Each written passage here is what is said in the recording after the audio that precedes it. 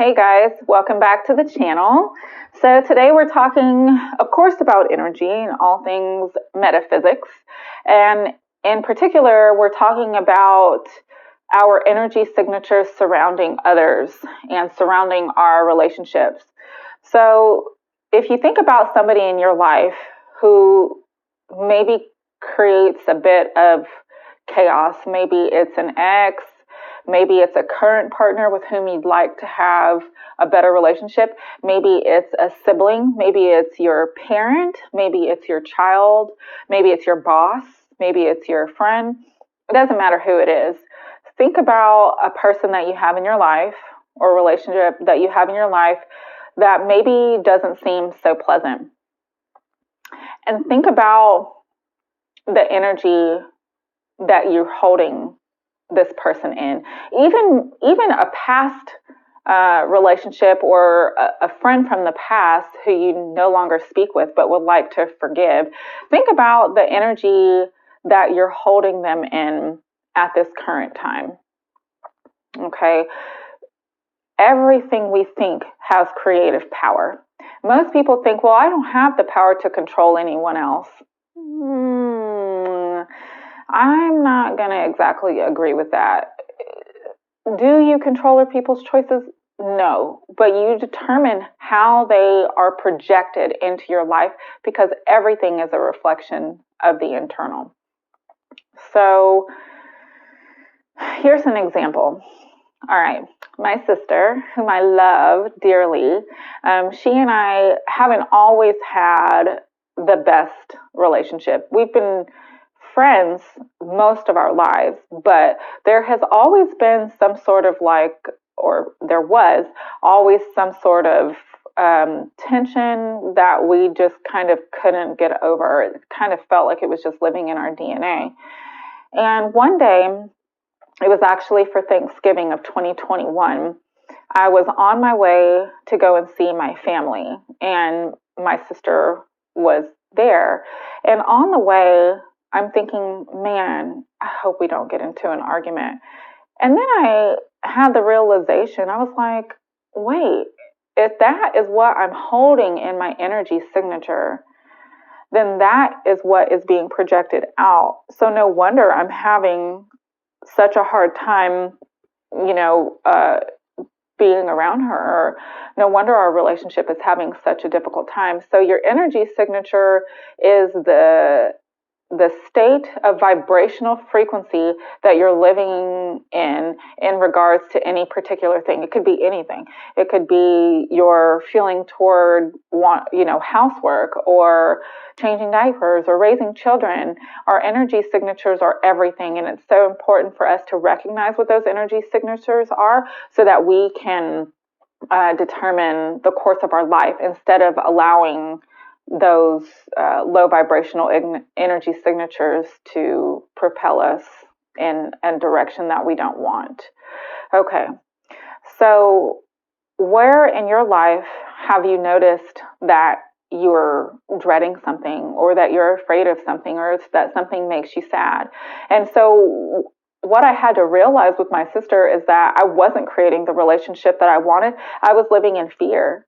Or I was living in hurt from the past. There were things, that I hadn't forgiven. And some of it was even me not forgiving myself for being the terrible big sister that I was to her, when we were growing up. It's amazing what guilt, can do. It just is so destructive in so many ways. And God love it for, bringing us to this level of consciousness that makes us deeply aware, because it is very painful. But it's important for us to be able to heal guilt so that we can live in alignment with what our higher being knows, which is that you're just a spirit having a human experience, and things need to be forgiven and let go of so that we're no longer living in the past. Guilt is living in the past. And so I had to heal that in order for our relationship to be better. So I said, well, if that's how I've been seeing it and seeing us in an argument because of whatever reason, how do I want my relationship with my sister to be? And I wanted her to feel safe to reach out to me. I wanted her to feel safe to be herself, to know that I always had her back. And I think to an extent she did, but not on the level that I really wanted her to feel free to be able to express herself and call on me and all of those things. So I started meditating on it. And so instead of seeing her as someone who my ego says I need to protect myself from, I started seeing her as someone deeply loving and caring and supportive, someone who trusted me, who I could trust, and everything changed. So I would script these. It's like if you ever have heard of scripting or journaling, any of those things will help you create what you want instead of creating all of the things that you don't want that are based on the past. And so I literally started seeing her. And so then I started feeling those things, feeling what it would be like for my sister to love her big sister, for me to feel like I am the big sister who is watching over my younger sister, who looks up to me, instead of seeing her as like an enemy, because that's what my ego was doing, was making her an enemy. And so I think that this is right on time for the holidays, because it's like a lot of people dread this time and they get very stressed out about it, worried about how things are going to be, when family is around, probably feeling like they're going to need to escape after, or going to need a vacation from the vacation because it was so stressful. But it's like, what do you want?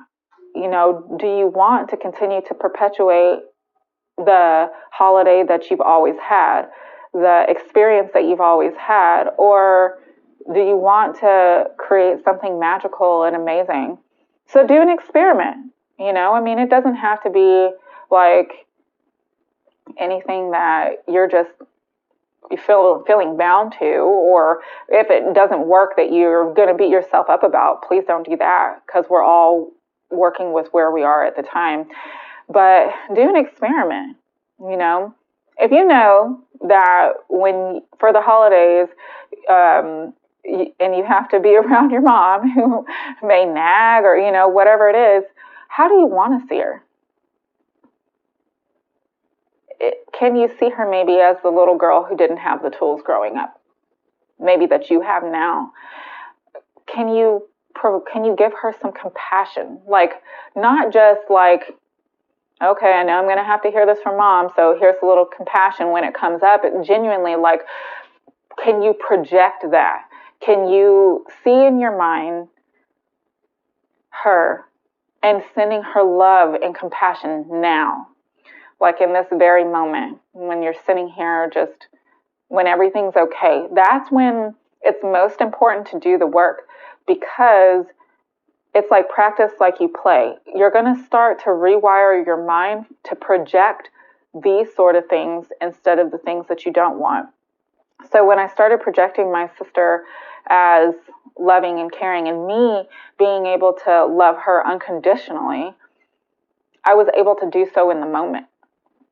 Remembering everything, remembering what my goal was, what my focus was, I was able to focus on all of those things in the moment.